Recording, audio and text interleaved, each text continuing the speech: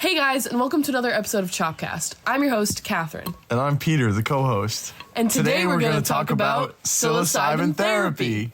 For this episode, we brought in an expert in this field, Sammy Moser. Hey guys, thanks for having me on the episode. I'm really excited to share about this new form of therapy. So I researched a little bit before the show and found out that psilocybin therapy can be used to help treat major depressive disorder. Is that true?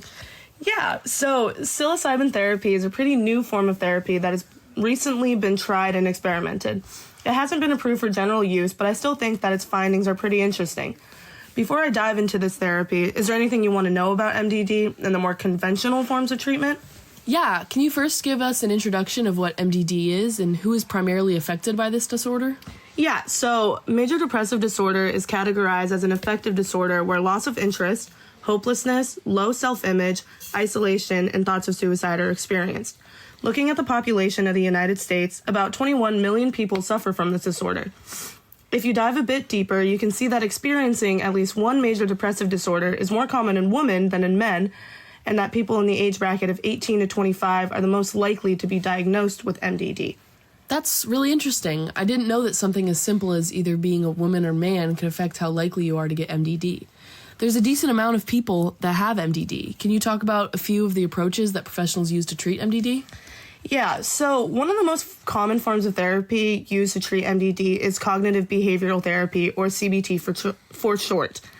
This form of therapy aims to identify any negative thought or emotion patterns, challenge these patterns and reframe them, as well as give the client coping mechanisms to use when they start to go back to these negative patterns.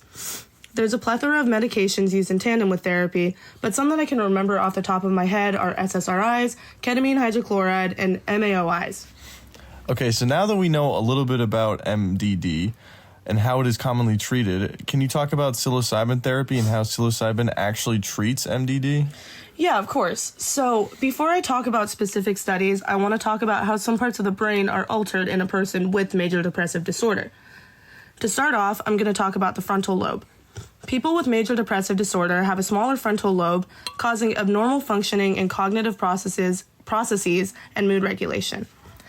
The temporal lobe, which includes the amygdala and hippocampus, is also impaired. Impairments in the amygdala make people with MDD become more hyperactive to negative stimuli and underactive to positive stimuli. This basically means that people with MDD are going to have a heightened response to sadness, and so the hippocampus also shows less connection to other regions of the brain, causing difficulty in memory consolidation, or just, remembering things.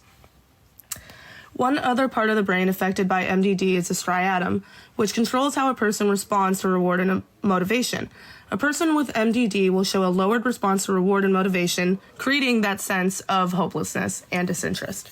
So how exactly does psilocybin therapy reverse the effects that MDD has on the brain? So that's a really great question. So to put it in a simple way, psilocybin is able to reverse the effects that major depressive disorder has on the brain by increasing connections between regions of the brain as well as promoting neuroplasticity. That part's pretty intuitive, but to get a little bit more in depth, psilocybin therapy affects the frontal lobe, primarily the prefrontal cortex, increasing neuroplasticity and creating different neural connections. This effect on the brain helps eliminate the negative thought patterns, which is a prominent problem in people diagnosed with MDD. How this therapy affects the temporal lobe is that it also changes the connections between the amygdala and hippocampus. This changing connection helps eliminate the hyperactivity of negative stimuli, reducing the depressive symptoms and, again, increasing neuroplasticity.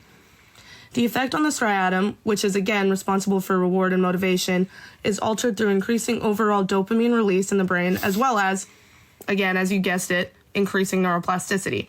This change correlates with regenerating past interest and stopping that sense of hopelessness. Wait, what is neuroplasticity and how does increasing it help MDD?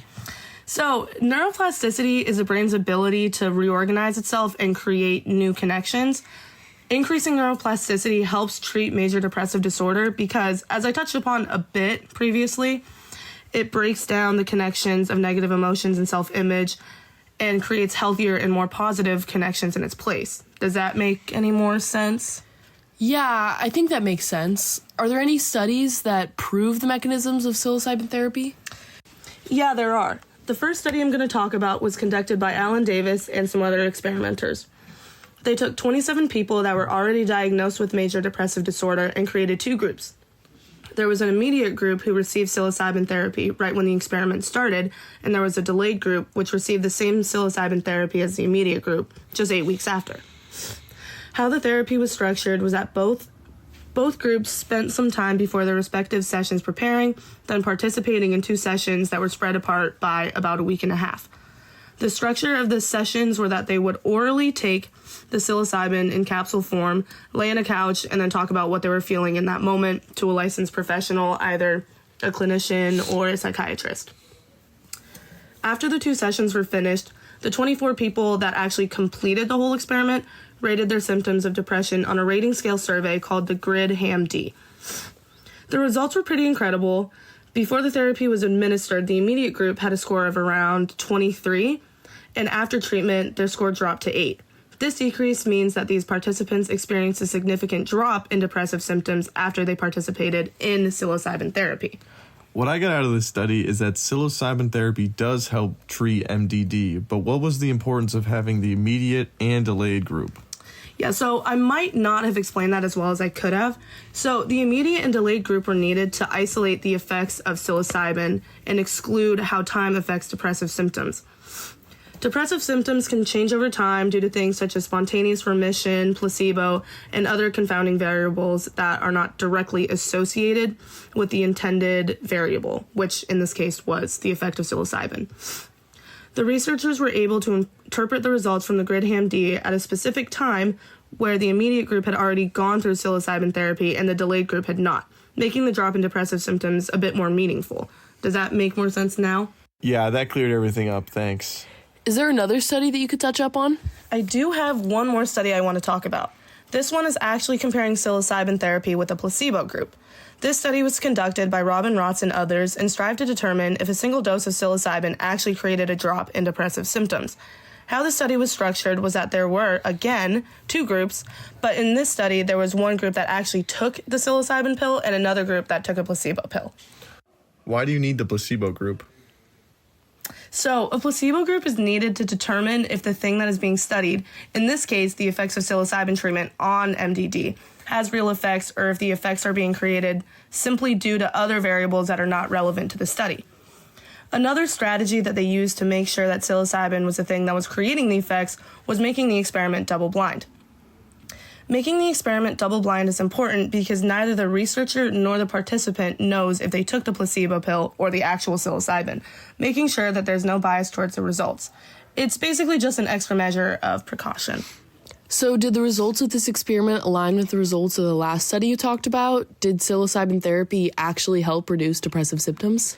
So yeah, this experiment did find that the group taking the psilocybin pill showed a significant decrease in the severity of depressive symptoms.